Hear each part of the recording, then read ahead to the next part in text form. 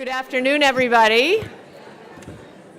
I would like to welcome you to ACS's annual Supreme Court Review.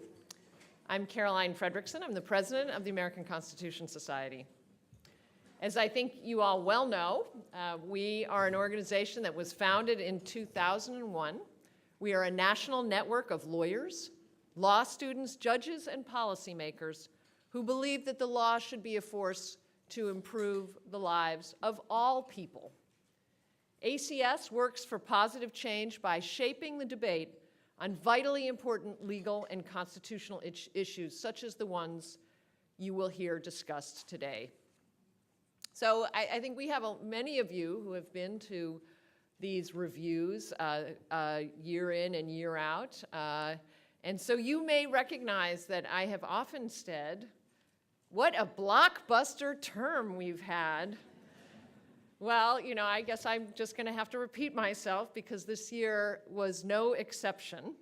But this year was in part not an exception to the blockbuster term, but for reasons that we could not have anticipated. Obviously, there were many cases of great importance before the court. Cases dealing with whether access to abortion would remain a reality for the women of Texas and elsewhere, the constitutionality of the DAPA immigration program, and the continued viability of collective bargaining agreements that provide for fair share fees, just by way of example. But the term, as we all know, was overtaken by the passing of Justice Scalia and the resulting vacancy on the court. Some consequential decisions were made, and some were not. Cases were remanded to the lower courts for further consideration. Some ended in ties, leaving critical questions unanswered, and in some cases, differing understandings of the law in different parts of the country. And given the Senate's continuing refusal to consider the nomination of D.C. Circuit Chief Judge Merrick Garland to fill the vacancy on the Supreme Court, much uncertainty lies ahead. But we do have an amazing guide to lead us through this discussion with a very distinguished panel, a true expert on the Supreme Court, and I would like to say a friend of ACS, Tom Goldstein. Tom is one of our nation's most experienced Supreme Court practitioners. He has served as counsel to a petitioner or respondent in roughly 10% of all of the court's merit cases for the past 15 years, personally arguing 38. In addition to practicing law, Tom has taught Supreme Court litigation at Harvard Law School since 2004 and previously taught the same subject at Stanford Law School for nearly a decade. He's also the co-founder and publisher of SCOTUSblog, which is the only weblog ever to receive the Peabody Award. In 2010, the National Law Journal named him one of the 40 most influential lawyers of the decade, and Legal Times named him one of the 90 greatest Washington lawyers of the last 30 years. So who better could navigate these uncharted waters for us? So please join me in welcoming Tom Goldstein.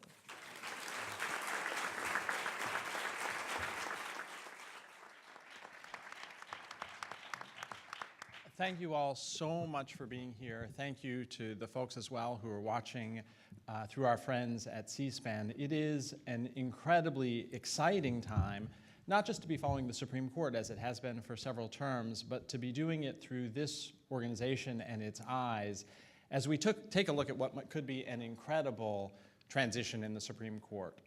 The changes that might well be afoot in the court's jurisprudence are truly astonishing, could be historic, and could chart a path for the next quarter century or more, depending on what happens between now and the end of November. We have a great group of people knowledgeable both about particular fields that they're going to talk about and about the court generally. And our goal really is to do this in two parts, to talk about some very specific and very important cases, to give reactions to what it is that the court has done and not been able to do, but also then to take a longer-term look around the corner and over the horizon at what is going to happen at the Supreme Court in different scenarios. It's probably impossible to overstate a situation in which you have a court in a 4-4 ideological balance in a presidential election coming up. It becomes even more difficult to overstate it when you think about the actuarial situation that the court finds itself in, where each of us knows and hopes and prays that Justice Ginsburg will live forever, but the prospect that she will, voluntarily resign to go run marathons or some other thing is out there, as with Justice Breyer and Justice Kennedy. And so the next president has an enormous responsibility in either the next 4 or 8 years to shape the court in what could be a 7-2 direction one way or the other. And so we want to cover some very specific cases and then talk with you about some broader trends and then leave time for questions at the end. I thought that we would start with Christina Swarns, who is the litigation director of the NAACP and Legal Defense Fund, who has an unbelievably broad portfolio of litigation around the country involving issues not just of race, but many other things, and also has a merits case next term. But I thought that, Christina, maybe you could start us off talking about affirmative action. Thank you, Tom. It's a pleasure to be here, and it's a pleasure to share the stage with my distinguished colleagues. So yes, I would love to talk about Fisher. So as you all know, Fisher 2 is the second round in the Supreme Court of Abigail Fisher's challenge to the University of Texas's admissions policy. This was obviously a big surprise in terms of the way the court decided this case, especially with Justice Kennedy writing the majority opinion. I think there's a lot that can be said about this decision, but I think I'd like to talk about it in terms of what it reflects about the arc of Justice Kennedy's thinking on issues of race-conscious admissions, because I really think it demonstrates a remarkable sort of evolution in the way he looks at these issues, and I think it does offer some insight into how we might anticipate and expect how the court might rule going forward on these issues. So I think in order to talk about it and talking about Fisher, we should start by talking about Anthony Kennedy and Grutter, because it really does frame an understanding of what he did in the Fisher case. As you know, in Grutter, the United States Supreme Court upheld the University of Michigan Law School's race-conscious admissions program in 2003. In that case, and that was in 2003, right? In that case, Justice Kennedy lambasted, he issued a scathing dissent regarding the court's decision in that case. He really lambasted the Grutter majority on a bunch of grounds. He accused the court of failing to adhere to strict scrutiny and meaningfully apply strict scrutiny to its evaluation of the University of Michigan's policy and its implementation of its goals. And specifically, he said that in that case, the majority conflated sort of the deference that the university was due. While the university was due deference in terms of identifying compelling objectives in terms of its educational goals, it was not entitled to that same level of deference in terms of the way it implemented that goal. And what he said, and I'll just quote him, was, "Preferment by race, when resorted to by the state, can be the most divisive of all policies, containing within it the potential to destroy confidence in the Constitution and in the idea of equality." He was very unhappy with this decision, I think it's fair to say. He accused the Grutter court of conducting a perfunctory review of the Michigan's process, of accepting the University of Michigan's assurances that its process met strict scrutiny, and he actually mocked the concept of critical mass. And again, I will quote him. He said, "Real review of the University of Michigan's admissions process, quote, demonstrates beyond question why the concept of critical mass is a delusion used by the law school to mask its attempt to make race an automatic factor in most instances and to achieve numerical goals indistinguishable from quotas." He really did not like this decision. He went on to complain that the university had failed to provide its admissions personnel on how to reconcile making individual evaluations with the objective of securing critical mass. So he really came out very strongly against the way the University of Michigan administered its race-conscious admissions policy in 2003. Fast forward to last week, and we have a very different Anthony Kennedy. What he issued is that he writes for the majority. He issues a straightforward decision that affirms the Fifth Circuit's decision saying that the University of Texas's race-conscious admissions policy is narrowly tailored. And in that decision, in the Fisher decision, he actually embraces Grutter, notwithstanding, how harsh he was in its dissent. He comes out initially in the decision and makes clear that the principles that were articulated in Fisher 1 and that have been repeatedly articulated with respect to issues of race-conscious admissions continue to apply. A university can consider race in its admissions process, but obviously it will be subjected to strict scrutiny.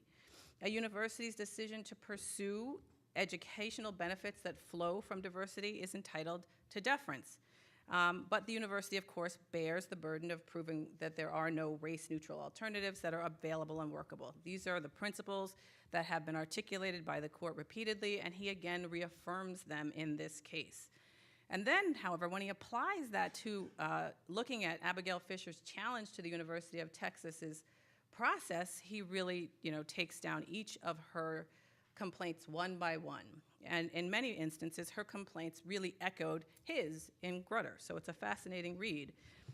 She begins by saying that he says, that the University of Texas failed to precisely define the level of minority enrollment that would actually constitute critical mass. And therefore, it would be impossible for the court to assess whether or not the University of Texas had met its goal of achieving critical mass. And citing to Grutter, Justice Kennedy says absolutely not, and I will quote from him. He says, increasing minority enrollment may be instrumental to these educational benefits, but it is not, as petitioner seems to suggest, a goal that can or should be reduced to pure numbers. Indeed, since the university is prohibited from seeking a particular number or quota of minority students, it cannot be faulted for failing to specify the particular level of minority enrollment at which it believes the educational benefits of diversity will be obtained. So he flips sort of it on its head, right? She says, the university cannot do number counting. It cannot count students of color. And so, Abigail Fisher, your request for them to identify a particular number of students as a goal, as a definition of critical mass, is rejected. He continues and says, of course, the goal of achieving critical mass cannot be amorphous and it has to be sufficiently measurable.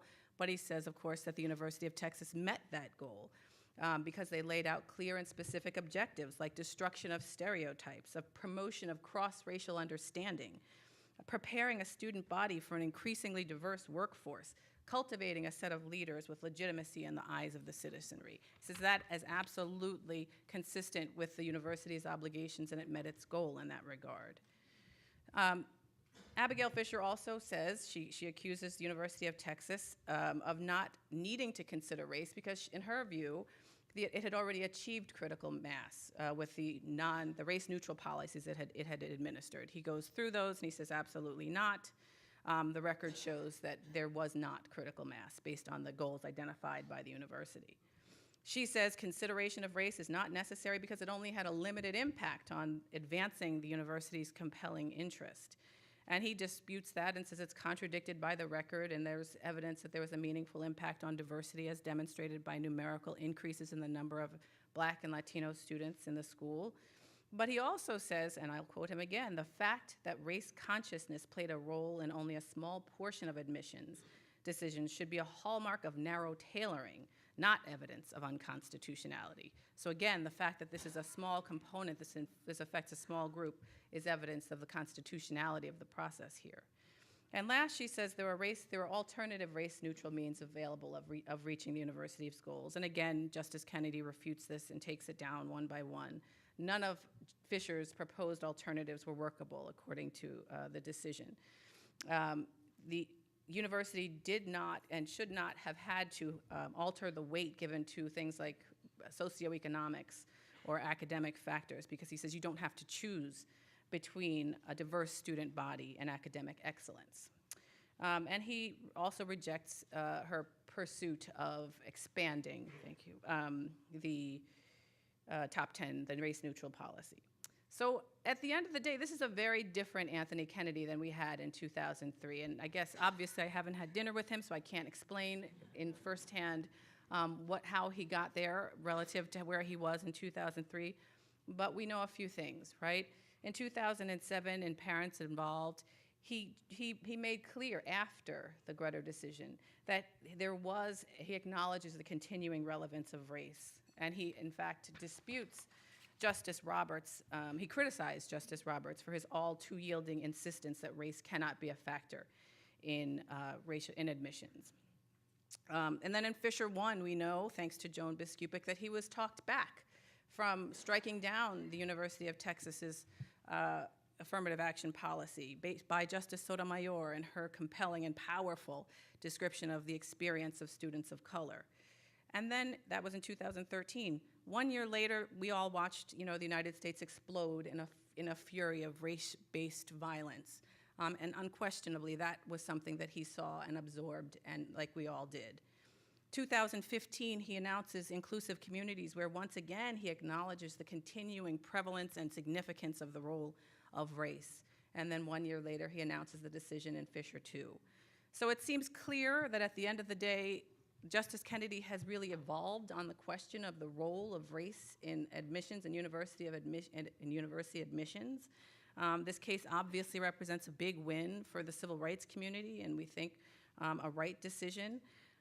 It demonstrates that at least 4 times over the last 4 decades, the Supreme Court has upheld race-conscious admissions in the university setting, twice in Fisher.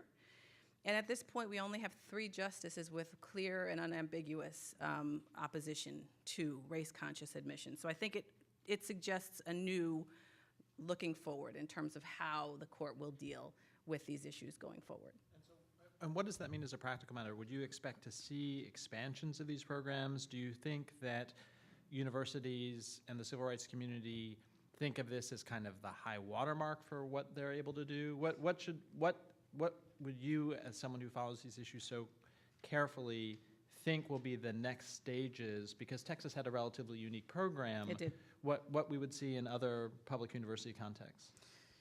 I think this reaffirms, certainly without question, right, the constitutionality of programs that take into consider race. Obviously, each of those programs has to be considered individually because these are so deeply individualist, deeply specific analyses.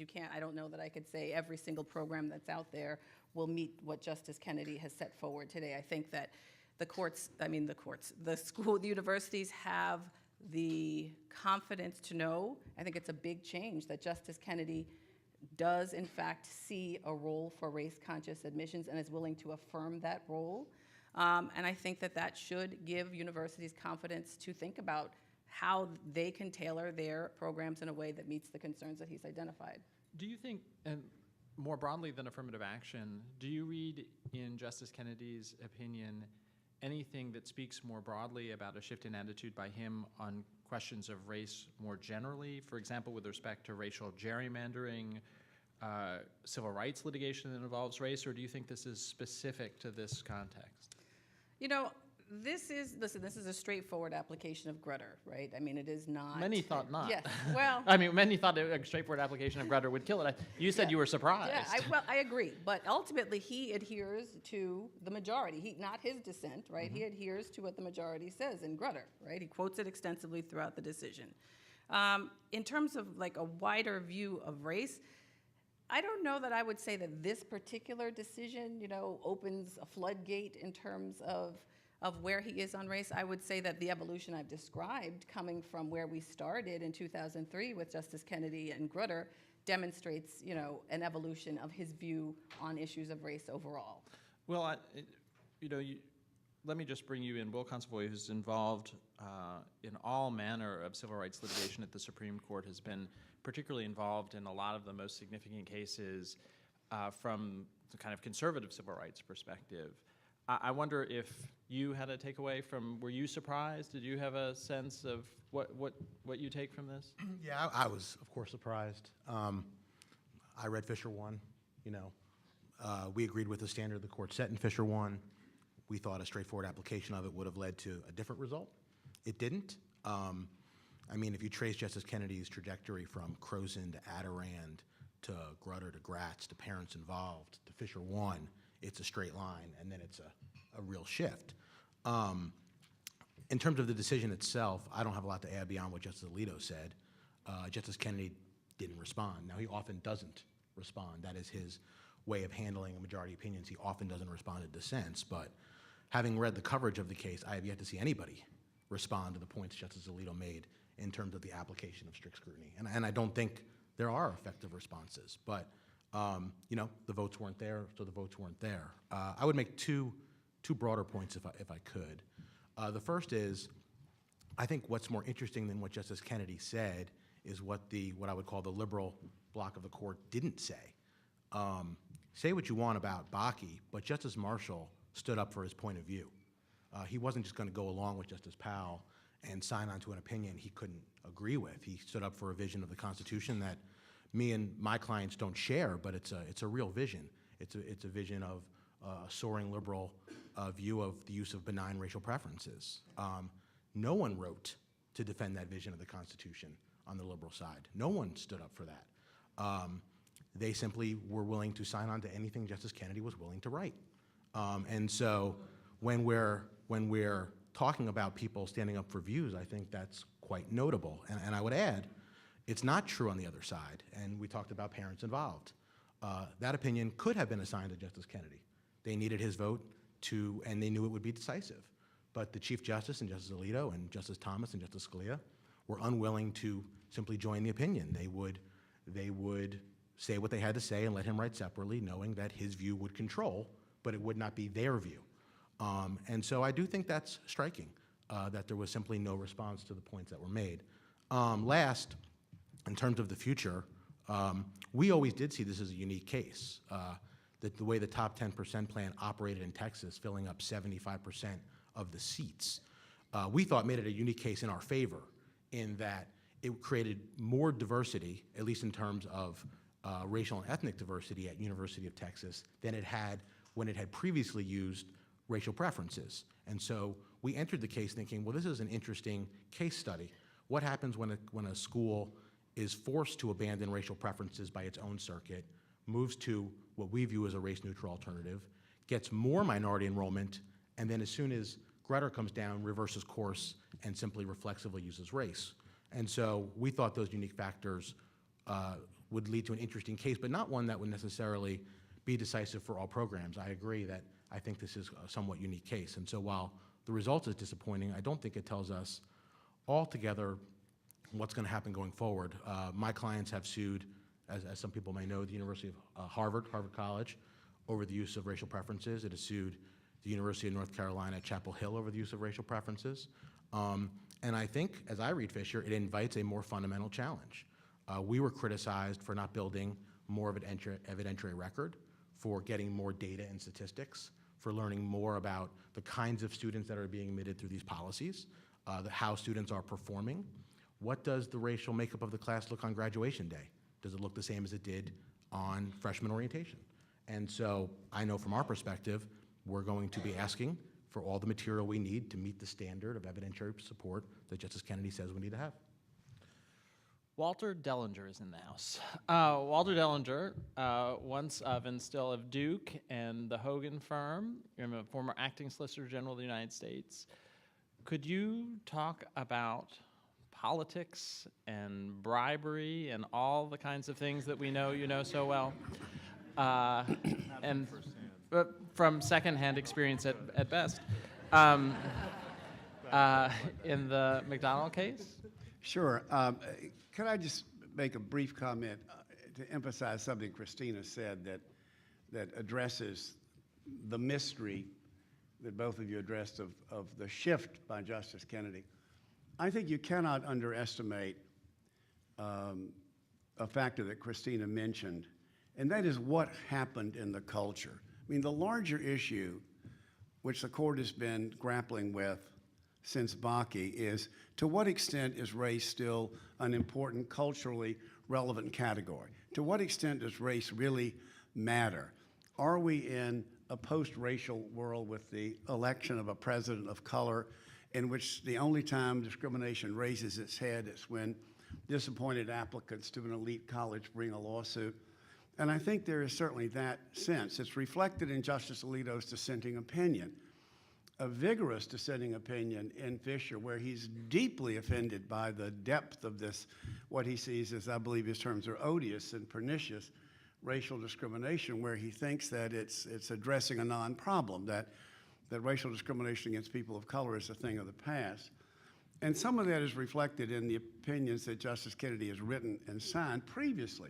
But I really think the combined effect of Charleston and Chicago and Baltimore, and above all else, Ferguson, Missouri, the Ferguson report makes it hard to maintain the position that we're beyond race having to matter anymore. The Black Lives Matter movement, I think, really did affect Justice Kennedy, and to some extent there was a debate between Justice Sotomayor, who wrote a dissent in the Fourth Amendment case about what's happening to young men of color with police practices in Ferguson, citing James Baldwin and Ta-Nehisi Coates and Michelle Alexander and mass incarceration. That dissent, compared with her Princeton fellow alum Alito's dissent in Fisher, make a very nice pair of a debate. In some sense, I think Sotomayor won the debate with Kennedy about whether race matters in that sense. McDonald, not a person of color. I mean, there are some folks watching, usually at 2 o'clock in the morning on C-SPAN who will not be as familiar with the McDonald case as those of us in the 202 area code that read the Washington Post. But this starts with a businessman named Johnny Williams who had a nutritional supplement product that he wanted to bring on the market made of some kind of residue of tobacco materials. But he needed to get FDA approval, he needed studies, he needed something that a state could provide. So not having ever met Governor McDonald before he was a governor, Mr. Williams ingratiated himself, because what he was seeking was to have Virginia universities study, and their researchers study the benefits of this nutritional supplement, to have the state health plan cover this nutritional supplement, and to, in other ways, use the state of Virginia as a validator of the benefits of this. He provided awesome gifts. It really makes you think being governor of Virginia is a good life. He wrote a $15,000 check for the governor's daughter's wedding. He provided free use of his Ferrari for the governor to ride back and forth from vacations. The governor's wife admired the Rolex that Mr. Williams was marrying and said she's sure her husband would love to have one, and a $40,000 or $50,000 Rolex was provided. Let's assume for a moment that in exchange for these benefits, Governor McDonald arranged that various state officials would be brought to the governor's mansion for luncheons. He and his staff would make calls asking researchers to meet with Mr. Williams, otherwise providing Williams with access to the Virginia decision makers. He was convicted under the Hobbs Act, with the jury finding that the actions that were taken by the governor were taken in exchange for and as a result of the largesse which was provided by Mr. Williams. The Supreme Court unanimously reversed McDonald's conviction, and they did so by limiting the reach in the following way. The jury might have found that what McDonald bought for his money was access, referrals, setting up of meetings with the appropriate officials, and that under the instructions, the jury need not have found that the governor was urging a particular result. Maybe the governor just wanted these university researchers to meet with Mr. Williams, and that the court thought to give a narrowing construction to what is an official act. So what you have here is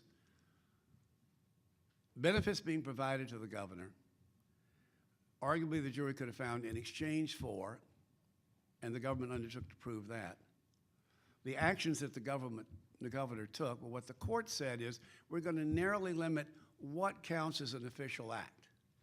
and the governor did not make an official decision, nor need the jury have found that the governor urged a particular action or decision on the part of those to whom access was provided in exchange for the money. And this may seem like a somewhat shocking result, given the level, the undisputed corruption that was involved here. It's a statutory construction matter. The court says there are constitutional issues lurking in the background. But I think the backdrop here is that the court has seen a number of cases and read about others in recent years that has left them concerned about the degree of prosecutorial discretion under the old broadly written statutes. You get a 1914 statute, and it gives prosecutors lots of leeway and lots of targets. So what has the court seen in recent years? Tom, as you know, they've seen the Bond decision out of Missouri, where a woman suspected her husband was having an affair with a neighbor and put some kind of powder that wound up burning the fingers of the neighbor in her mailbox, and was prosecuted not by the local police for doing this, but as a violation of the criminal International Chemical Warfare Treaty. What are they thinking? And then in the Grouper case from Florida, the Dodd-Frank's destruction of evidence is used against a fisherman who throws back grouper in order not to have caught undersized fish. And again, they're thinking, what are you making a federal case out of this? They read about the prosecution of Governor Perry in Texas, which I found just absolutely shocking overreach of prosecutorial authority for a decision he undertook as a public matter to veto funds where he did not think the particular prosecutor who would be doing the investigations was met to his liking. There are a range of these. I did the Martha Stewart case where I won't go into the reach. In the Skilling case, that might not have been seen necessarily as sympathetic, but the cases cited in Skilling of prosecutions under the Honest Services Act, a state employee in Wisconsin who votes to give a contract to the only in-state provider of government supplies, and who is convicted and sent to prison. The panel that heard this case in the Seventh Circuit, with Frank Easterbrook being the presiding judge, ordered the U.S. attorney, the three members of the panel conferred, a bipartisan panel, and ordered the U.S. attorney assistant who was arguing this case to have her released by close of business on the day of the argument.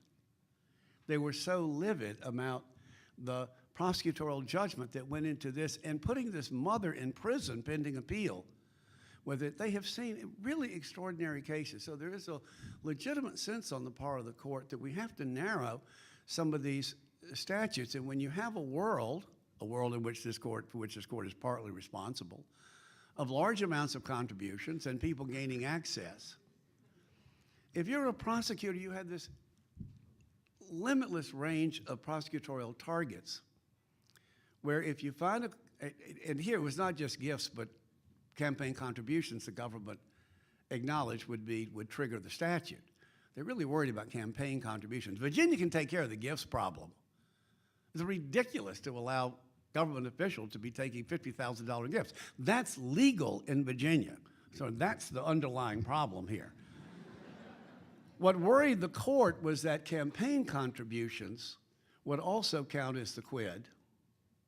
And if gaining access in meeting was the quo, what you would have to prove, and my son, who is a lawyer, argues that this is what ought to be the gravamen, that having to prove that there's actually an understanding exchange for the two. But the court is worried, I think, that you send this to juries and you show that X campaign contributions were given and meetings were held, and it's up to the jury to infer whether there is a exchange, that provides prosecutors with a limitless range of targets, and they are not comfortable with what they have seen from prosecutors in their own caseload. And do you think that this portends a big cutback in those kinds of prosecutions for quid pro quo corruption? Or do you think that actually the important cases involve much more discrete official acts? You know, I think it's a fairly big cutback because the elected official who's received campaign contributions doesn't have to tell some mid-level functionary that they call in for a meeting the result that they want. You don't, when the governor of the state calls and says, I want you to meet with Mr. Goldstein, right? Yes. You could have the position that the governor is indifferent as to whether they grant what you want or not. But I mean, I think you're never going to have to, all you need to ask for is access in terms of the express ask. So if you eliminate that, I think it's going to be very easy to take funds. I mean, in some ways, this is an aftermath of McCutcheon as well. I mean, the court believes that giving money is constitutionally protected to campaign contributions, and that is sort of a foundational part of what's at issue in McDonald. If you think that campaign contributions are constitutionally protected under the money is speech part of the First Amendment, then anything which would chill the exercise of that speech is to be viewed with some skepticism and scrutiny by the court. And if it's possible that a subsequent meeting would be seen as a quid pro quo, that would chill the exercise of this First Amendment. So I think that's the lurking issue. They're also worried about due process, and they're also worried about the fact that, you know, Virginia allows these gifts, and the court says there's these federalism concerns. That's Virginia's problem. If they want to allow that, it's not for the federal government to come in and fill in the blanks or fill in the gaps through the use of the Hobbs Act. All right, let's turn to another case that I think many people were at least fearful of or regarded the outcome as a surprise. Jennifer Dalven is the director of the Reproductive Freedom Project at the ACLU and does an enormous amount of work around the country and in the Supreme Court related to choice litigation. It's wonderful to be here, and it's wonderful to be here celebrating a victory. So this was an enormous victory.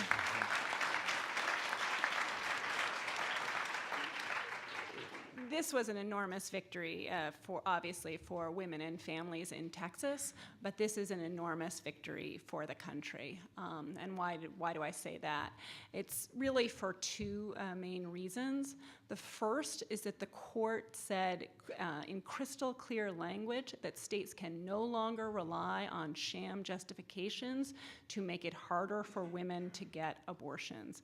That will have repercussions throughout the country.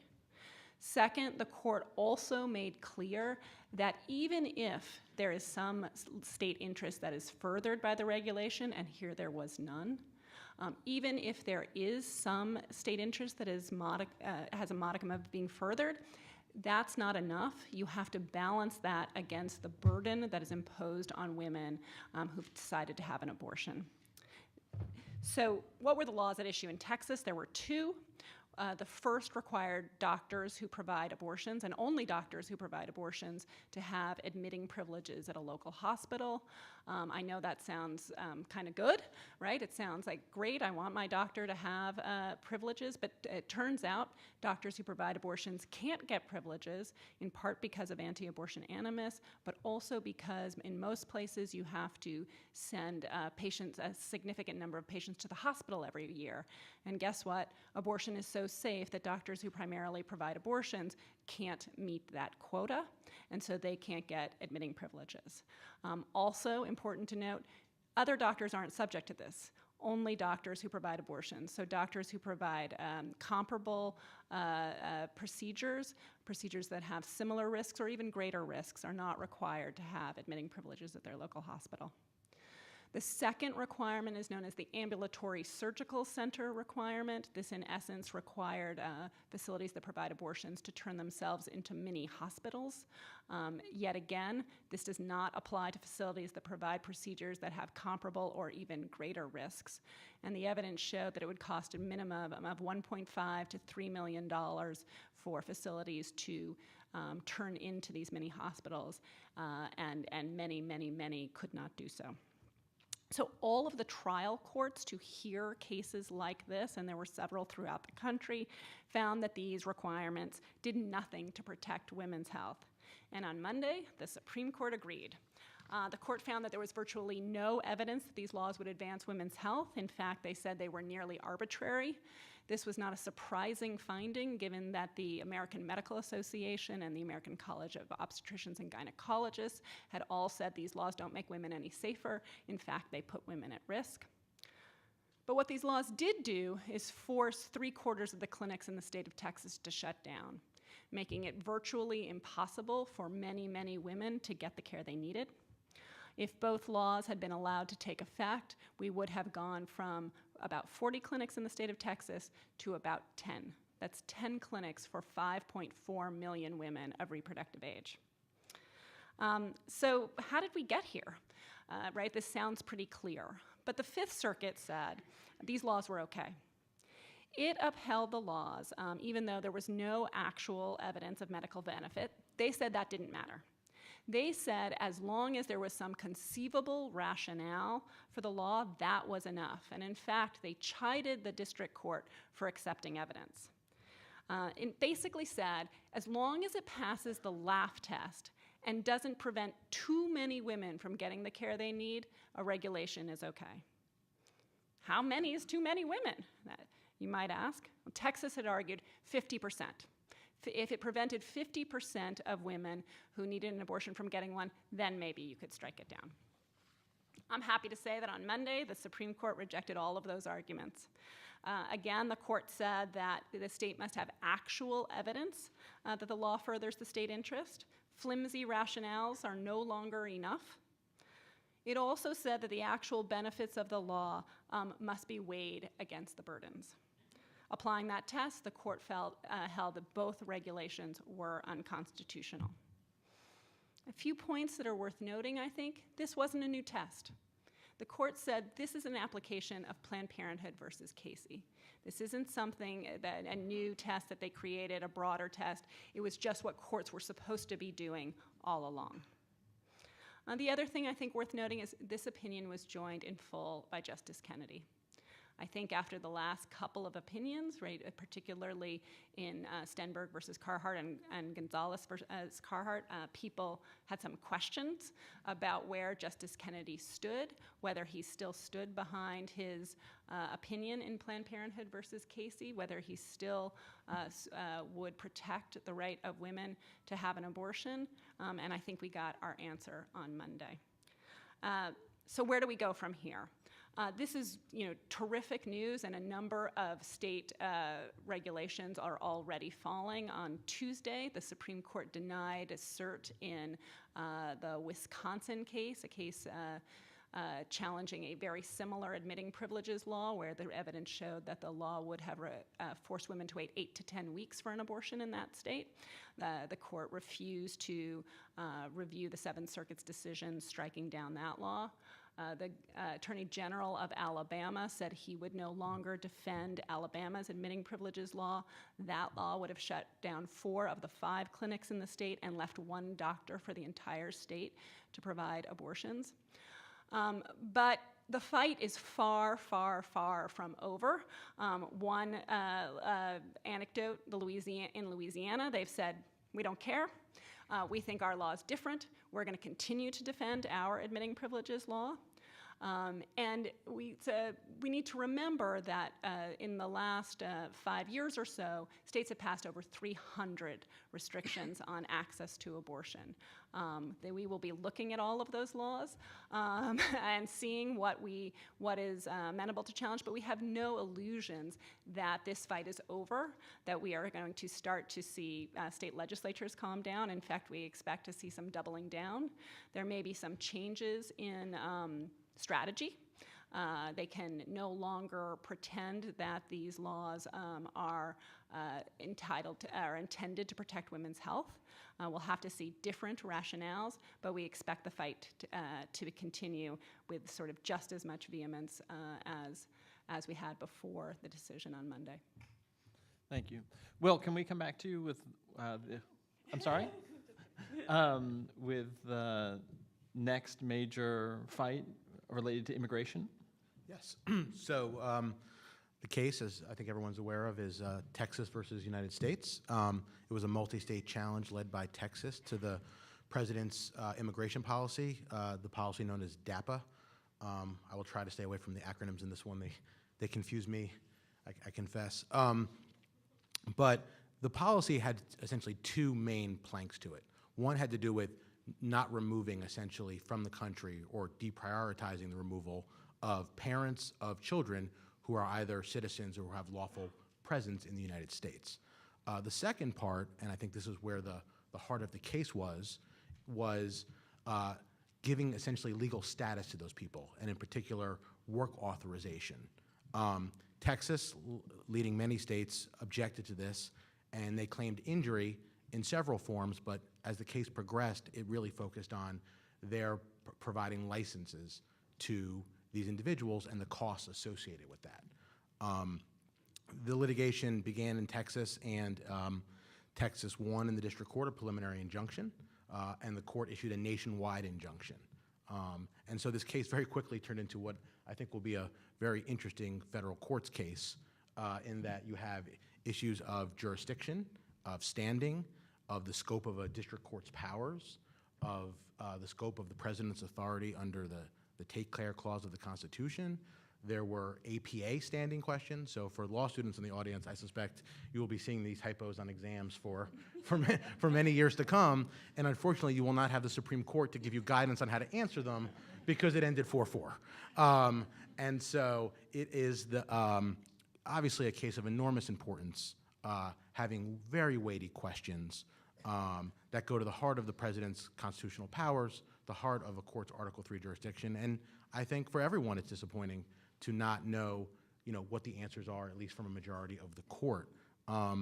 So it's difficult to talk about the case in terms of the outcome, but I would offer a few comments.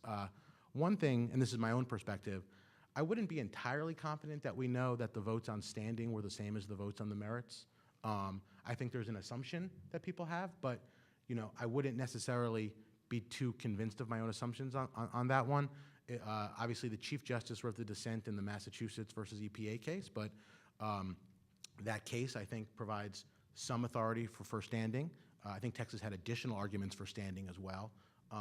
But we're going to talk about, Spokeo at some point, I think, as well, a case I argued at the court, which was a standing case, and there were arguments about standing in Fisher as well, and standing. So people have very different views of standing. If you look at Justice Ginsburg's opinion in Spokeo, for example, she said the key question we have for standing, really, when we get away from this three-part elaborate test is, do we have a real dispute among real parties with a real stake in the outcome? Say what you want about standing law. I'll leave everyone to their own views on who wins or who loses under the particular test. It's hard to imagine a case with a more defined fight between two people, two sets of organizations in a case. Texas on the border with a flow of immigration that most states don't see, with costs associated with that, challenging a president exercising his authority to say who may or may not stay within their borders. On the merits, I think the big fight may have obscured the fight that may have led to the outcome, which is there was a ton of talk about the Take Care Clause, far less talk about the Administrative Procedure Act and whether the administration violated notice and comment. Full disclosure, I wrote a brief in support of Texas saying that my clients did think they violated the APA. I think it was a fairly clear case for that. I do think there was a sense that should a case that important go out on an issue so narrow, and I would say yes. That's the whole point of law. That's the whole point of the APA. We don't decide that certain cases are too important to follow notice and comment. In fact, I would say this is exactly the kind of area where you want input from industry, from states, from employers, from organizations who support and fund immigrants as they come to the country, that you would want all of the stakeholders to be heard.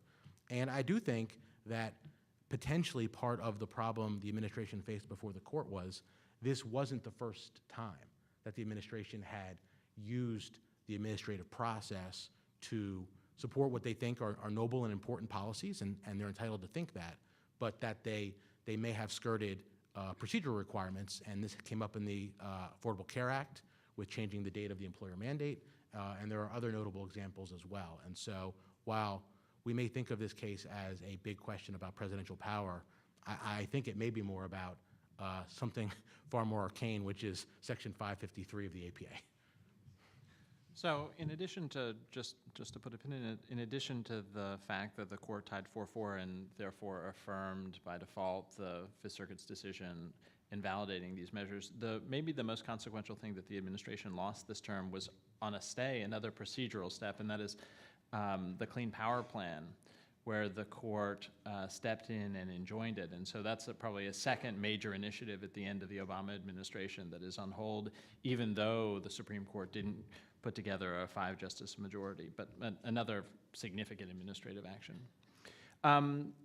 Guy Charles, maybe we can talk about voting rights. Guy's writes enormously about the Supreme Court and also about issues related to voting. And we had a significant one-person, one-vote case. Yeah, happy to, and glad to be here. But first, if I can follow my colleague, Walter Dellinger, and go back to Fisher for a moment.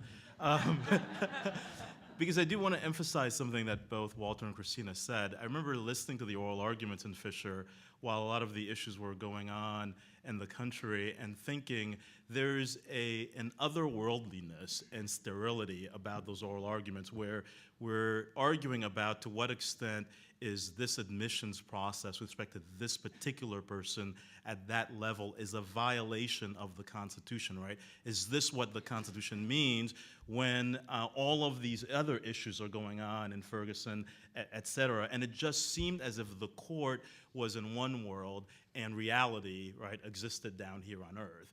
And I think what's interesting about Fisher is that I think the two met in the person of Kennedy. There's a majoritarianness about Kennedy, right, in which he seems to understand, even though he may not go there the whole way all the time, but he does seem to understand where the country is or where the country is going, and tries to be that person on the court that takes it there, whether you can think about gay rights or whether you think about in this particular, and Fisher, right? And there are other places that one can point to. So Kennedy's opinion in the voting rights case of Lulock versus Perry around 2006, where you see his way of thinking and talking about race also evolving. And one final point on the score, let's also not forget Shelby County versus Holder, right? The Voting Rights Act case where the court essentially declared the end of racism, right? So, and literally, right? So where Chief Justice Roberts basically said, look, the world that we knew in the civil rights era is a different world than the one that we inhabit today, right? Especially with respect to voting, but broadly about the way that race has dominated American society for since its founding. And post Shelby County versus Holder, you then see a different world emerging, and I think Kennedy understands and recognizes that. So I think, to me, that's also worth underscoring before we get to the perhaps less scintillating case of Evan Weld versus Abbott, which I'll tell you about. So that's a case that's in some respects about both fifth grade arithmetic and political philosophy on the one hand, right? So it's a case about counting and who counts and how do you count, and it's a case about representation, where we can talk about Hannah Pitkin, right, and theories of representation. So it's both simple and at one level, and at another level, perhaps extremely complex. So this is a case in which Justice Ginsburg writes a majority opinion, and it is joined by everybody except for Alito and Thomas, who concur. And the question, the plaintiffs in that case said, look, the way that we ought to draw district lines and determine who ought to count should be determined on the basis of citizenship as opposed to total population. So you draw the lines and you include in that count the folks who are citizens and not the ones, and not simply everybody in that district, including those who can vote, those who are not eligible to vote, kids, etc. And they argue that by drawing the lines and including everybody that way for the state of Texas Senate legislative districts, then you're violating my equal protection rights by diluting my vote. Right, especially for those two plaintiffs who lived in a district in which there were a large percentage of citizens, and so they argued that their votes were being diluted in violation of the Equal Protection Clause. So the court rejected that argument, and what's interesting about the opinion, as I said, it's a Ginsburg opinion, it's very formalistic. So Ginsburg makes 3 points. She said, one, let's look at how the framers and the founders thought about this question.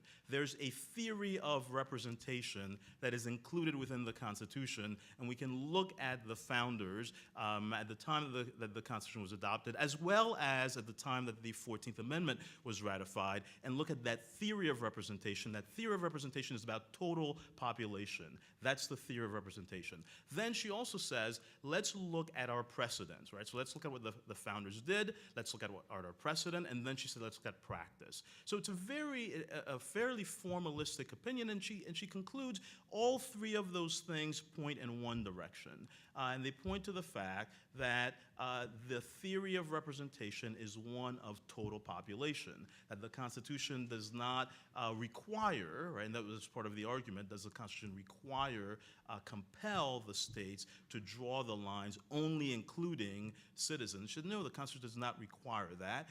When the founders were thinking about the concept of representation, particularly how to apportion with respect to the House of Representatives, they thought about total population. They did the same thing in the 14th Amendment. When we look at our precedents with respect to particularly the reapportionment lines of cases, that was based on total population and not just citizen age or eligible voters. And then when you look at the practice of the last 50 years, what the states and localities have done, they have apportioned on the basis of total population. So at the end of the day, fairly short opinion, relatively straight and forward, leaving aside a lot of the Pitkin and political theory. At the end of the day, it's 5th grade arithmetic all over again. This is how we count. This is how you ought to count. This is what the Constitution means.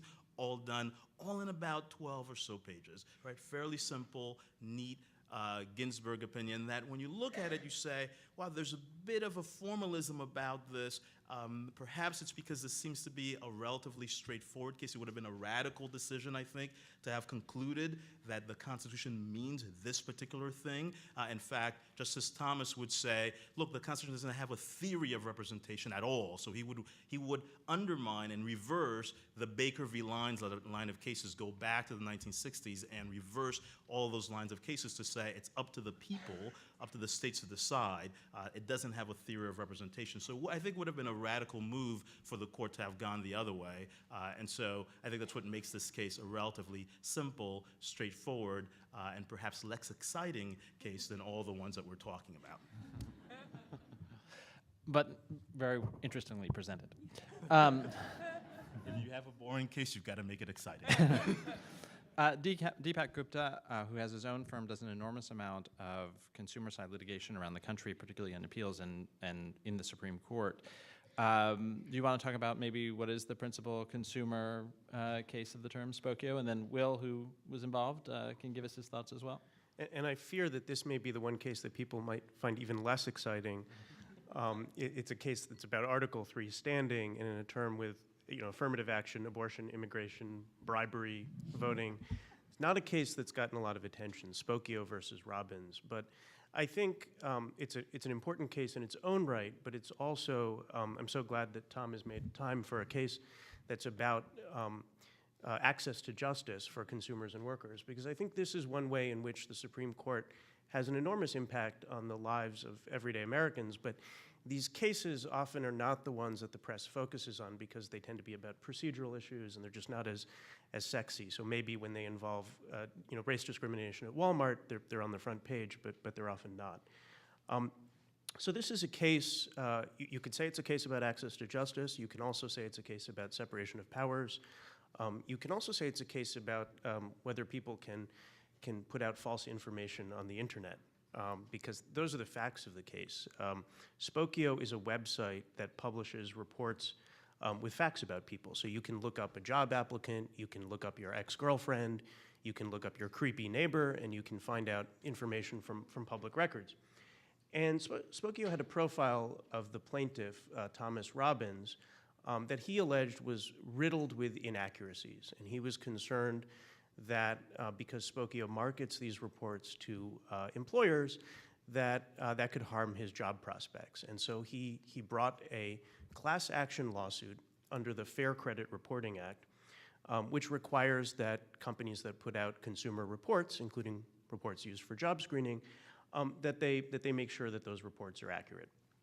Now, the thing you need to understand about the Fair Credit Reporting Act is that it doesn't require you to prove that you've actually suffered actual damages. Like a lot of consumer statutes and other kinds of statutes, like environmental statutes and really statutes across the range of the federal code, if you show that there's a violation with respect to you, you can recover statutory damages. And the whole idea of statutory damages, this is like a few $100 for the violation, is that a lot of different kinds of violations are quite hard to prove. So if you're talking about privacy, you're talking about the risk of identity theft, disclosure of information, those kinds of things can be quite harmful if companies are violating those rules, but it can be very hard to prove the harm. And so Congress creates statutory damages regimes and allows people to bring class actions. Now, the concern that the Chamber of Commerce and the business community has about these cases is that it allows you to aggregate up across millions of people, potentially, these statutory damages claims. And so a case that might seem like it's about a relatively technical violation can result in astronomical liability. And so this is really a case in some ways about tort reform, and as we'll see, whether those tort reform concerns can be constitutionalized. So Spokeo said there was no Article III standing in the case, and the Ninth Circuit, applying pretty standard lower court jurisprudence, said, what are you talking about? He's alleging a violation of the statute. It's with respect to him. Nothing more is required. There's Article III standing essentially because Congress said so. And so out of these pretty mundane facts emerges a pretty big separation of powers question. And the way the petitioner, Spokeo, frames it is, can Congress confer Article III standing on a plaintiff who doesn't suffer any concrete harm other than the bare violation of a federal statute? And this wasn't the first time that the Supreme Court had granted cert on this question. A few terms back, the same day that the big healthcare case upholding the constitutionality of the Affordable Care Act came out, class action lawyers were way more concerned about another decision that came out that day, where the court in First American Financial versus Edwards dismissed as improvidently granted a case raising the same question. And it was weird because that court case had been argued in the fall and it didn't get dismissed until the end of the term, suggesting that the court had some difficulty deciding that question. And I think there's good reason to think that the court had a lot of difficulty because at oral argument in both Edwards and in Spokeo, the court seemed very divided along familiar ideological lines. And bottom, this is really a question about who decides.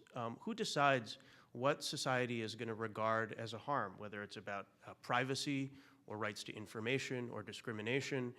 Does Congress decide that, and do we defer to Congress's judgment, or does the court have some role in deciding that question? And the previous decisions by the Supreme Court had kind of spoken out of, the court had spoken out of both sides of its mouth. On the one hand, the court had said, that Article III standing, injury has to be concrete and particularized, and that's an irreducible minimum, suggesting that it's a constitutional floor and it limits the way Congress can legislate. On the other hand, the court had said, and Justice Kennedy had said this very strongly in a concurring opinion, that Congress can elevate to the status of a legally cognizable injury injuries that were previously inadequate at law. And in the oral argument in the Edwards case, the previous case, it emerged that Chief Justice Roberts, who I think is a really big proponent of trying to limit standing in this area, he thinks there's a distinction between injury in fact on the one hand and injury at law on the other hand. But that's a really, in my view, a pretty untenable and incoherent distinction. And to think about this, think about some of the examples Justice Kagan gave. If I step 1 foot over your property line, we're neighbors, I've committed trespass, even if there's no additional harm to you. If I breach a contract with you and you've suffered no additional damages, you can still sue me for breach of contract. And so I think what that shows is the law has long recognized that you can come into court even if it's just the invasion of some legally protected interest. And indeed, even the statutory damages framework that's at issue in Spokeo, under the Copyright Act and under copyright statutes that existed in the colonies before the ratification of the Constitution, you could sue for copyright infringement even if you couldn't prove that there was any financial harm other than the invasion of your legally protected rights. So I think a tough case for the court to decide, and it looked at oral argument like Kennedy was in the middle. But of course, the big thing that changed was that Justice Scalia died while the case was under consideration. And I think a lot of observers of this case thought that it would be 4-4. We can talk about this a little when we get into the discussion. I think the court in a number of different cases has been avoiding the impression or the reality that it's really split 4-4 in a lot more cases than you would think if you just counted up the 4-4s. And so the court has taken pains to produce things that look like Supreme Court opinions, but really don't decide anything. And Exhibit A for that argument is the Spokeo opinion, which is a remarkable thing. It looks like it emanates from the Alito chambers, but I think we see the fingerprints of Justice Kagan and perhaps Justice Breyer all over it. It is an 11-page opinion that kind of restates everything we already knew about Article III standing from other cases, and then doesn't even apply what it says to the facts of this case. It just says, you figure it out, Ninth Circuit and the lower courts. And so it has actually unsettled things. Supreme Court decisions are supposed to decide things. This has sort of set off a wave of litigation in the lower courts where poor district judges have to figure out what this means. And the court simply says that history and the judgment of Congress play important roles in figuring out whether they're standing. Well, thank you. That's helpful. And what this means is that in garden variety class actions, you now see plaintiffs' lawyers making analogies to medieval English common law, and making arguments about whether to defer to Congress. And so it's a good example of what happens when you have a court that's really unable to render decisions. And I think it's another example. There were 3 big class action cases this term. They all at some level had to do with the intersection between class actions and Article III of the Constitution, and they all at some level left some pretty big questions undecided and kicked the can down the road. So, Will, do you disagree, or are you here to apologize for the... Which Let's case? go. Spokeo. I agree with most of that. I'm having argued it for the plaintiffs, for the class action plaintiffs. Maybe I'm a little biased, so take it with a grain of salt. But I actually think the court did decide the big question. The big question was, do you always have to show actual harm, damages, what we called consequential harm to yourself, or not? Spokeo's position was always, in every case, that the statutory violation could never be sufficient. And the court unanimously rejected that proposition. So I agree there was a lot left undecided, but it wasn't that. Second, it's very hard to read the tea leaves on what happened behind the scenes, particularly with Justice Scalia's passing, but it doesn't look like to me it was 4-4, because Justice Thomas staked out virtually our view of the case. He came maybe a half step short in terms of trying to figure out some issues particular to this statute, but it's hard to think Justice Thomas's views changed. He tends to say what he thinks and stand by it. So unless you think one of either Justice Kagan, Sotomayor, Ginsburg, or Breyer actually was voting for Spokeo, then it's hard to see how it was a 4-4 case. I do think Deepak is right. The question that's left is, we now know Congress can create intangible rights. The question that was really left undecided is, what does Congress have to do to decide? The court almost seemed like a parent sending their child off to school on the first day, just not quite really ready to let go. And so they said, well, Congress, your judgment is important but not decisive. History is important, not decisive, because I think the court wants to leave some role for itself. But in the main, I think if Congress sets forth a clear and articulates its vision, as Justice Kennedy said in Lujan, of what it's trying to protect, whether it's privacy or an accurate credit report, I think most times courts are going to find standing. Tremendous. Before we turn to questions, which we'll do relatively quickly, Walter, for just 5 minutes, can you step back with a kind of bigger picture sense of what you think this transition means at the court with the loss of Justice Scalia and the possibility of, Democratic appointments or not?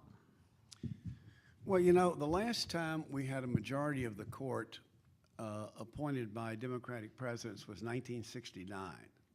That's nearly half a century. It'll be, if there is a President Clinton and she gets to get a justice confirmed, it will by that time have been literally half a century in which Republican presidents have named a majority of the court. So in that sense, we have to ask, this is a large moment. At the university, they would say an inflection point, but it's sort of like a big moment. Something's going to happen is what that means. I think one of the things we will not see, it's easier to define what we won't see. I don't think we will see any significant number of opinions that say X versus Y is hereby overruled, right? Tom, and I bet you would agree with that, knowing that a Kagan, Breyer, Garland, or someone like that center of the court is unlikely to, is likely to take stare decisis seriously. Now, are we not going to see X versus Y is overruled, wink, wink, or do you think that they're really going to adhere? Well, I was quite deliberate when I said I think we won't see those magic words, but I do think there are areas in which a court will reevaluate, sort of where we're heading in areas. I think there's going to be some emphasis on election fairness in a large sense. I launched a debate on the front row before we started about what was the worst Supreme Court decision of my professional lifetime, excepting Bush versus Gore. And in my view, it's Shelby County, but even there, I think what a court is more likely to do than to try to resuscitate preclearance is a much more robust application of Section 2 of the Voting Rights Act, of finding actual discrimination in practices. When you read cases, for example, Crawford, the Indiana case that first upheld voter ID laws that sort of snuck up on the court. It was Indiana. It wasn't one of the most draconian of the laws. No other states had it. I think the court sort of underreacted. I remember Srinivas and I wrote a piece saying, well, wait, this is really important. But I think Crawford there's not really that much evidence here of a burden from these laws. I think you can make a powerful case of burden on laws of these kinds and the absence of benefit. Opinions very much like, in that sense, Whole Women's Health, where the court is saying we're not changing Casey, but we're taking seriously the assessment of what are benefits and burdens. I could even imagine in the area of reproductive rights taking a look at the question of funding, beginning with statutes that sort of gerrymander and carve out Planned Parenthood by name from what otherwise would be a general category of funding. As healthcare becomes more universal, I think it becomes more and more dramatic that a certain kind of healthcare that affects women is excised and excluded from being covered. So those are just some areas. I would see more gradualism then we might. All right, well, let's just put that to the panel, and that is, let's all agree to come back in 5 years. And when we do, I'm just interested, how many members of the panel think that we will be looking at, a substantially changed body of American constitutional law that seems still to be on the move? Or how many of you think instead that we'll be talking about as quite, granular, quite modest, the great bigger parts of the legacy of the Rehnquist and Roberts Court not overruled either substantively or by name? So big change is afoot. How many people think big change is afoot? Will does. Will doesn't feel great about it, but Will does. So I think big changes either way. I mean, I think the center won't hold. So over the next 5 years, you're going to see one way or the other, depending on which way the election goes, a substantial change in the makeup of the court. And I do think there'll be big changes. In terms of stare decisis, during the Rehnquist years, that was a important principle that the liberal bloc of the court thought was being under-recognized by the conservative part of the court. And so we'll see what they have to say if they have 5 votes. From my perspective, as someone who litigates these cases that are bound up in stare decisis quite often, like Fisher and Shelby County and Evenwell, which I know we're all very popular here today, we've asked the court to overturn precedent and seen real resistance. But I've very much enjoyed seeing the commentary from many people who see the prospect of the court shifting and making their wish list of top 10 cases they want to see overturned. If it doesn't happen, if the election doesn't go that way and the conservatives keep it, I think we have more clarity about what people really think now, and that may matter too. All right, so let me just, because we've made a commitment to answering questions, and I'm sure a lot of these issues we can build into the questions. Let me turn to the audience, and we'll start with, as we always do, with members of the press. And so I assume we have a microphone that will come around, which is in the back and is coming towards Ken Jost and around. Oh, here we go. Ken? Kenneth Jost, Supreme Court Yearbook. Two-part question for Christina and Jennifer. The Supreme Court does the Supreme Court decision on affirmative action mean affirmative action for not just for 25 years, but forever, even if voters given a chance vote against it? And does the Supreme Court's decision on abortion mean that abortion laws are going to get struck down, even if elected state legislatures in 25 states enact such laws? Is the Supreme Court setting itself against the public at a time when the public appears to be pissed off?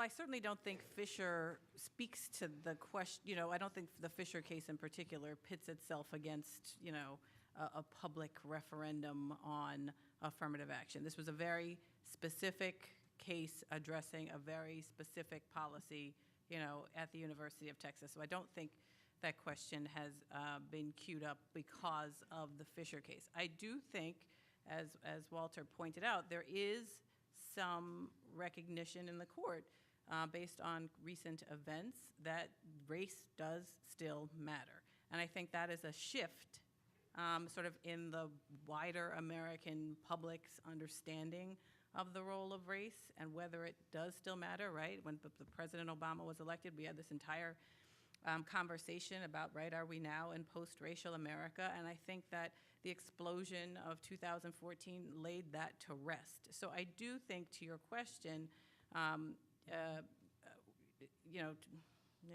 can't say that I would say that they would overrule a referendum on affirmative action, and obviously, they haven't so far. So, but I do think that the court is taking seriously and does recognize that race does still matter, and the evidence is there that it does still matter. Jennifer? So I'm going to take issue with the premise. I actually think that politicians in many states are wildly out of step with people. Will you speak just a little more directly? Oh, sorry. I was just taking issue with the premise and saying that politicians in many states are wildly out of step with the public. When you look at the polling, in fact, people were overwhelmingly opposed to the Texas abortion restrictions, for example. And so, but the second half of your question, yes, I do think more restrictions will fall, particularly those that are premised on bogus claims of women's health. But I also think other types of restrictions will fall, things that like we can look at all sorts of other restrictions. We may, multiple visits to clinics, mandatory ultrasounds, things like that. Guy? I think the first part of the question on affirmative action fits with the point that you raised earlier, because the question will be, well, what's precedent? What's dicta, right? To what extent is this the 25-year thing? Is that a command of the Constitution? Is that dicta? Is that a throwaway line? Is that an aspiration, right? And I think that's also where some of the fight is going to be when we think about a shift on the court.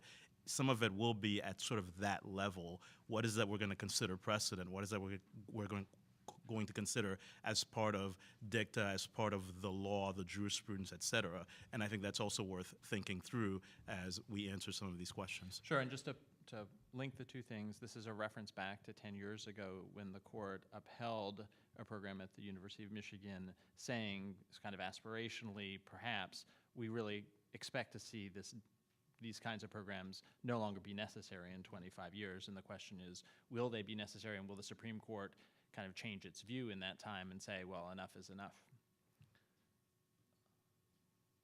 Mark Ruin, is this thing on? Yes. Okay, Mark Ruinberg of Press Associates Union News. One thing we haven't touched on here is, and we touched on it briefly, is administrative law. And one thing I noticed in reading through both decisions and the certiorari lists is a lot of administrative law was upheld by denying cert. I'm thinking in particular, if that's a pattern we expect to see in the court in the future, I'm thinking in particular because SCOTUSblog expected the court to take the home health care case versus the Department of Labor, the Weir case. That should not give and you they any didn't. indication of what's going to happen. So talk about the denied certs and the administrative law. If anybody in particular wants to talk about it, I will say that the administration hasn't done great. It is the case that we have a body of law that says that if an executive agency does something and Congress has said, go figure it out, that the courts are not supposed to take too hard a look, and this was very important with respect to the immigration case, the major administrative law issue that Will talked about. By and large, while individual regulations have been upheld in the lower courts, the Supreme Court has, I think, and the conservatives have taken a more jaundiced view of what the administration has done, particularly on big questions. And the Clean Power Plan is a good example of that I mentioned had been enjoyed, which was a major effort related to pollution and global warming. And so, I would tend to agree with Will that there is some sense among the conservatives on the Supreme Court of overreach by the administration, and you can sense frustration on the part of the administration with a Congress that finds it difficult to really do very much of anything at all. That somebody's got to do something, and so we're going to read these statutes and our powers broadly. So while a lot hasn't gotten reviewed, there have been some significant setbacks for the administration, and the immigration case being the principal example this term. Other questions?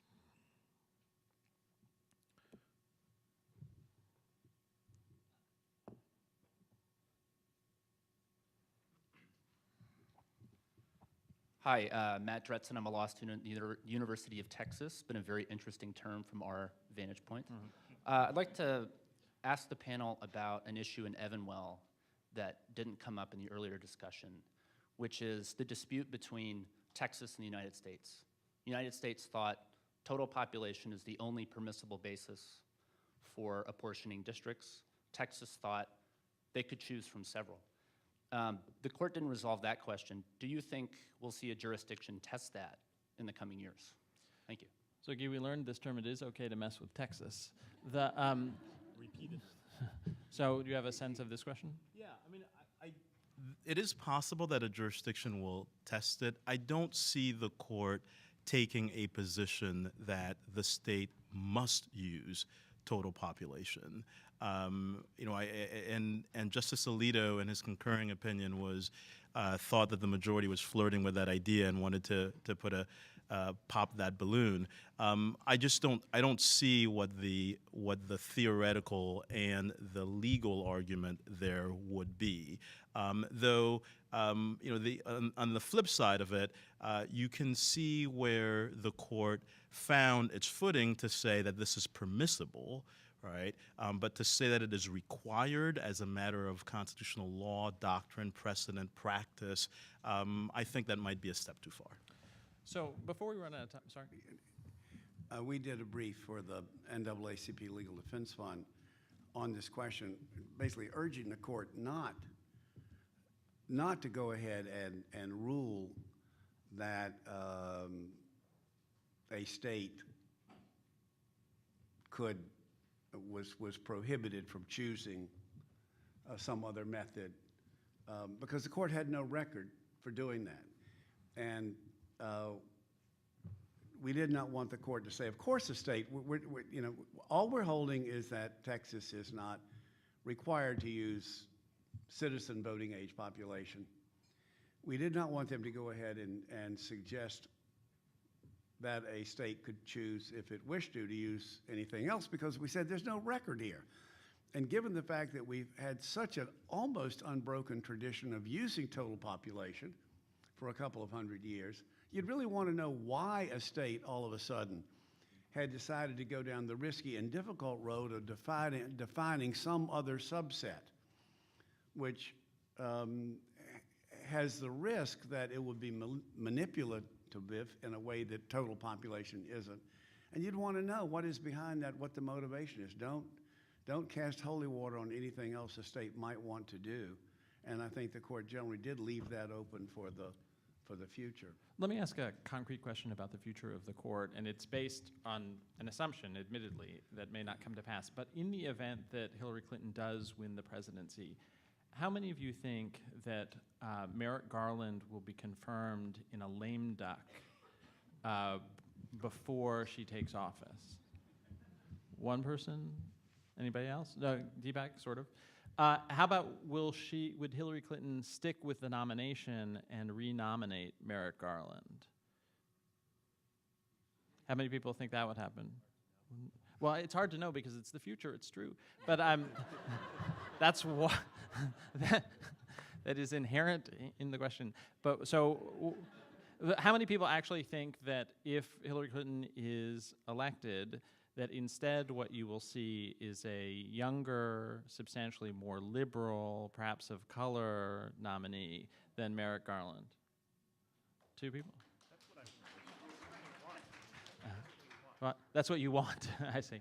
But, all right, and then we'll, just to give the other side of the possibility, what do you think, what kind of person would you expect Donald Trump to put on the Supreme Court? What would you expect to happen? There's a list. Yes, I've seen the list. I don't have a ton of insight. I mean, I think it's an issue that matters greatly to people, conservatives who find themselves among the, Republican Party, and the list was interesting, but I'll probably leave it there. All right, do we have a final question from folks? And we are at our 2-minute warning, so let's take it. Hi, my name is Lydia Brown. I'm also a law student, not at University of Texas. And my question, actually stems from a case that was last year decided. So last year, the Supreme Court decided in the Sheehan case, Sheehan County of San Francisco, that the Americans with Disabilities Act non-discrimination protections did not apply in the context of police interactions when police entered the home of a woman with a mental illness. And right now in the District of Columbia, there's a case rising in the state level, Robinson v. Farley, in which very similar issues are being considered. So after the passage of the 1990 ADA, the Americans with Disabilities Act, I know that there was a lot of litigation that sought to erode or narrow the protections under the ADA, particularly around who was captured in the definition of qualified individual with a disability, and that in 2008, the ADA Amendments Act sought to reverse those erosions of the ADA. So my question is, looking forward, do you think cases like Sheehan, potentially whatever's going to happen in Robinson, are going to lead to further erosions post-2008 of disability non-discrimination protections, especially in the context of policing or related criminal justice issues? Okay, so, a very particular question. I don't know if on the civil rights side, Deepak, you want to talk about disability law and what you see in the trajectory of it. It has seemed to be a relatively mixed bag. I take a case like Sheehan to be a situation where the court has, done okay by ADA plaintiffs and concerned about the disabled, but to be a case about cops, and that the court is very concerned about policing and the prospect of police liability, perhaps unfairly so, but that's a driver there, and you see it in things like qualified immunity as well. Yeah, I mean, this is something where, to go back to your earlier question about whether it's Merrick Garland or someone else, could make quite a big difference, right? To progressives are concerned that, I think on questions like qualified immunity, and I think this really is quite related, that although it wasn't a qualified immunity case, it was quite related. I think, I think we regard Merrick Garland as probably less of a change, really, than you would otherwise expect from a nominee from a Democratic president. All right. At 2 o'clock on the dot, as we promised, if you would join me in thanking our panelists, and thank you all for coming.